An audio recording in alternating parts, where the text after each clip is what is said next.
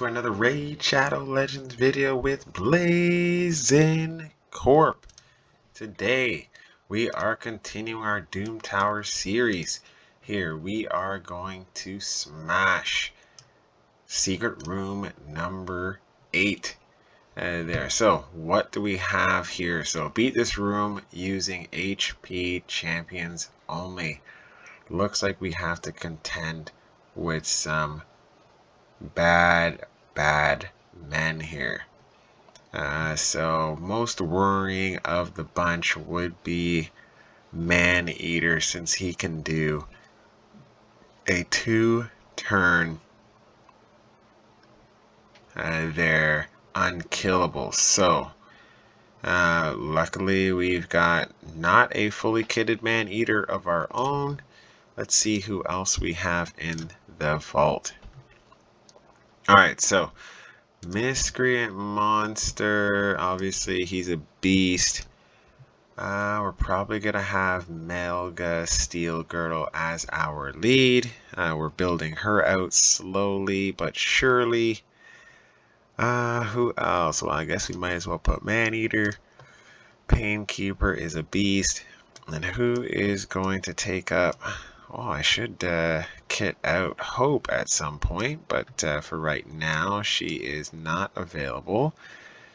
So we could do Draconis, but he's not really kitted yet. So I guess at this point, we'll do the Titan here. But if we need the heals, then we can always throw in Gear Grinder. So let's just do this gentleman. Let's see who does better. Oh, okay, HP in all battles by 25%. So it's a good thing we brought him in. I actually don't even think he has any gear on here. We're just gonna go for a slow sustain here, but just overwhelming power on this end. So Miscreant Monster's gonna hit hard.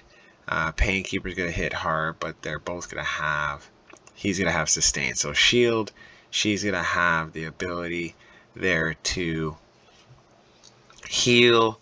There's gonna be some shields here, and then if we need it, if the battle goes long enough in any particular round, there we can get out some unkillables there. All right, so let's give this a shot.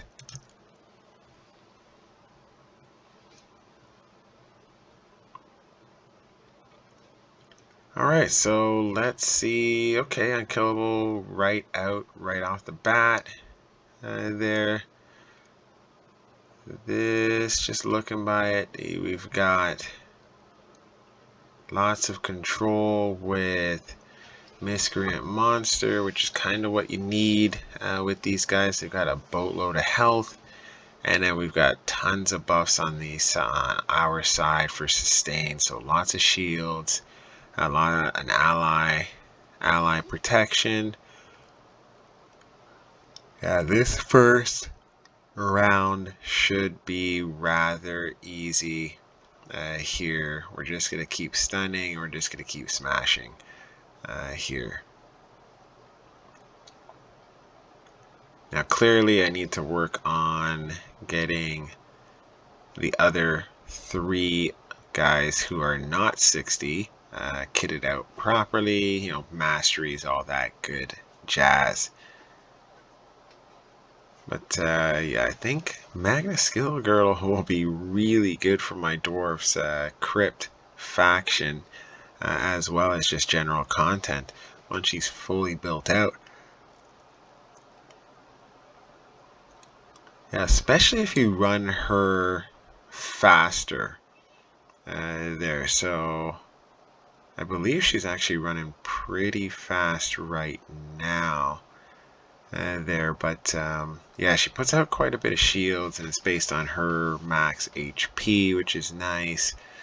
So getting her HP up is super important. Ooh, what's happening to Miscreant Monster there? Come on. What is going on? Get the 50% heal going. Ooh, this one might be going off the rails a little bit over here.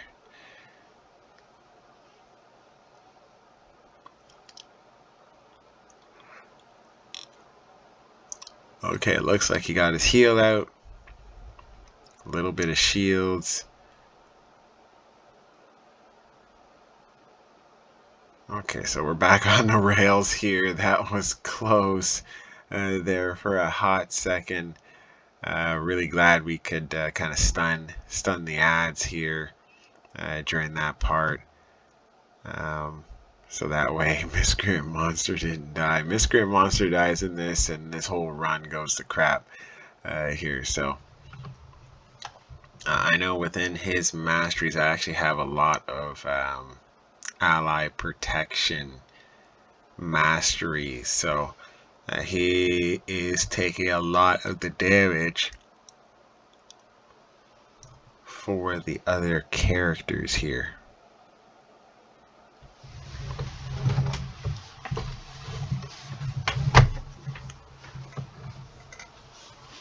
Alright, so yeah, I think they're focusing on the right person. If we can get Maneater down or get him stunned at least here, then the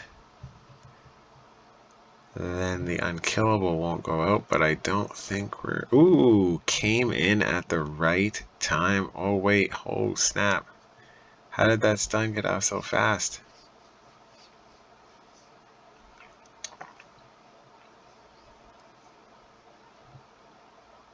Yeah, so it doesn't look like these ads are particularly fast here, which is good.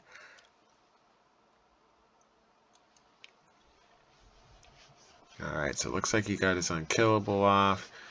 Now, the main thing with unkillable is even though there's a block debuffs there, we can still hurt the ads. So draining their life is paramount during this time, so that when they do lose their unkillable, we can just kill them pretty quickly there.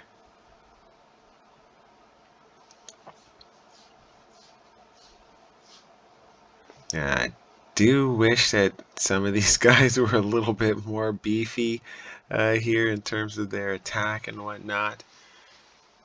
But you can't have everything. Obviously, being a low spender here, you know, you got to focus who we can do at any one time there. We have to be really judicious in focusing on that particular side of things, because especially with all the events that they have, you're kind of getting champions all the time there. And if you spread out the love too much, then no one really is going to get, you know, kind of buffed there. So I kind of tend to focus on, you know, less than 5 people at a time. I'm probably focusing on about 5 right now just for masteries, and then in terms of gear, probably just focusing on 2 champions right now. So we're just finishing up this level. As you can see, it was a really slow sustained burn, which was just facilitated by a bunch of buffs on our side. Lots of, basically, Maneater was the kind of like a linchpin that held this all together, just not enabling too many debuffs to be put on the team here. Alright, so that's all finished up. You know, I'm excited to see Archmage Helmut there when he is all finished. Hopefully, I think probably sometime next month is when he's going to finish up there, because I am trending towards beating Doom Tower again this month here, but unfortunately it is a month between resets there, which is understandable, especially if you know, like if you're like me, the first couple months I couldn't get past stage 80, I believe it was, or level floor 80, which I believe was the Nether Spider for the longest time there. So Now, definitely nice that they have this open for a month, but once you actually beat it, you're like, man, I wish this rejigged a lot faster and reloaded. But no worries on that end. There, we will continue getting as many of his shards as we can this month on our way to level or floor 120 and our date with the Frost Spider. And once that is done, we will continue on next month. All right, so we will see you again in our next Doom Tower series video. Have a great night and let's chat then.